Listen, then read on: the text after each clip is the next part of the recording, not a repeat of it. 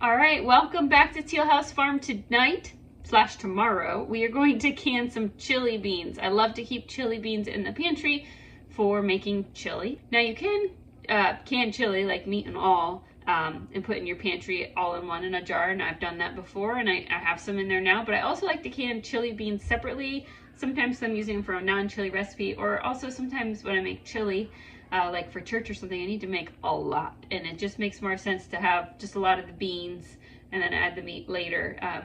And so we're gonna do that tomorrow, but it's actually has to start the night before because we're gonna soak the beans. Now, if you've been here a long time, you know that I've canned chili beans and beans before using what's called the no soak method.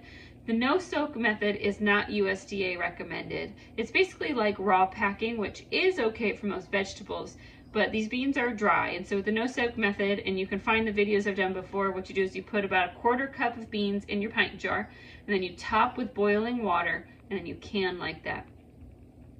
And I used to think, oh, it's not a big, like, I don't understand why this wouldn't be okay, why this wouldn't be safe. Maybe it just hasn't been studied. It seems pretty simple. It seems very similar to like raw packing potatoes.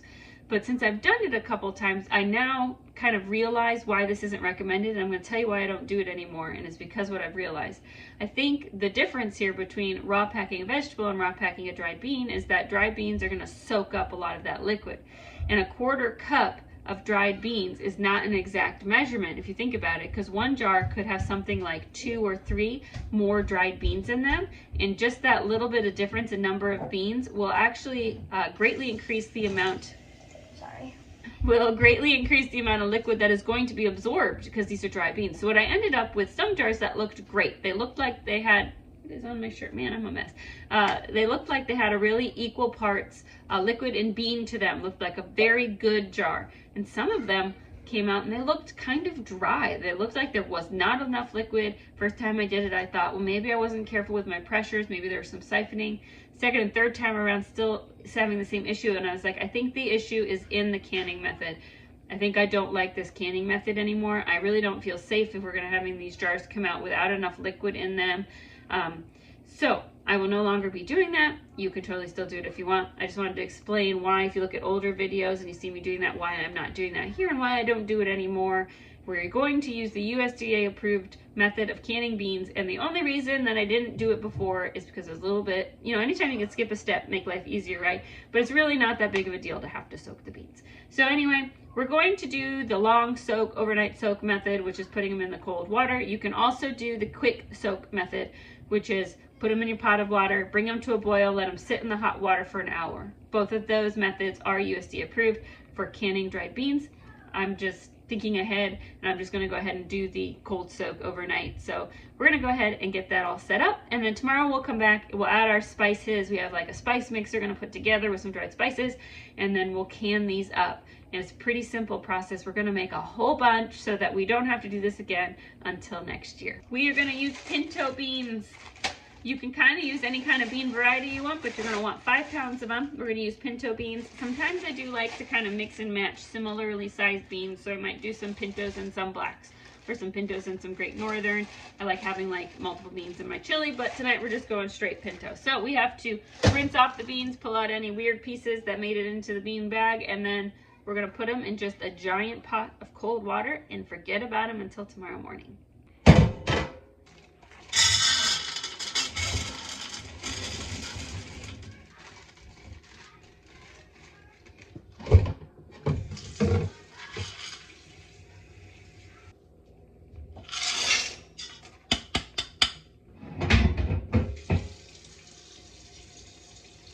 Okay, we've covered the beans with several inches of water.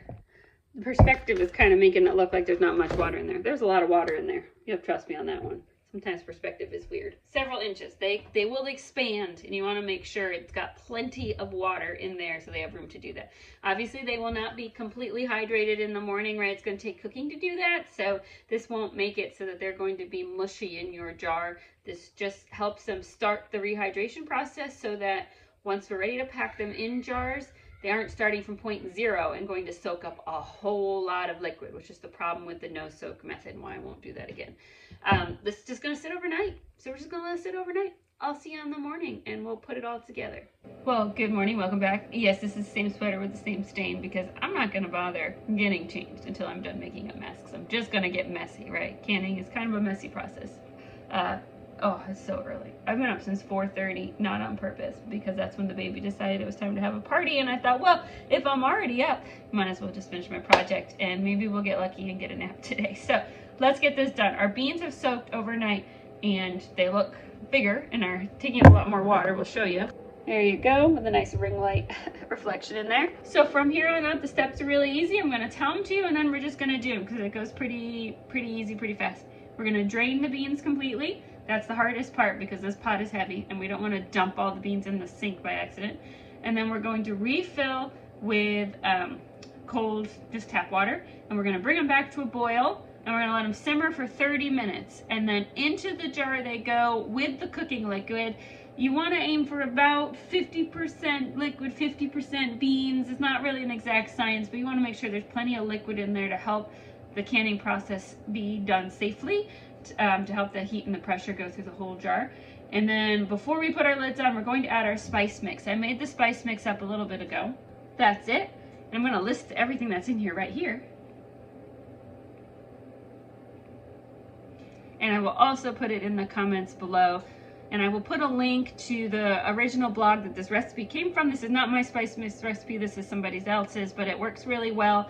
You can try this and then adjust to your spiciness. I don't like super spicy things. I like a little bit of a kick. So you can use that as a judgment. If you like things really hot, you might up the amount of like red pepper flakes and cayenne pepper that's in here. And if you don't like things spicy at all, you can bring that down a little bit.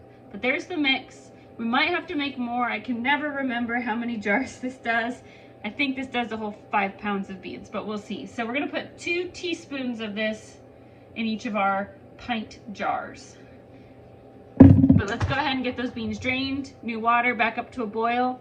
My jars have already been cleaned and washed. I'm keeping them warm in an off oven, just works kind of like an incubator so that they don't cool off too much before we add stuff in about a half an hour. So let's get to work. Also, please excuse the general messiness of the kitchen. I'm also making tomato sauce today to can. So we got 2 projects going on in a small kitchen without a lot of space.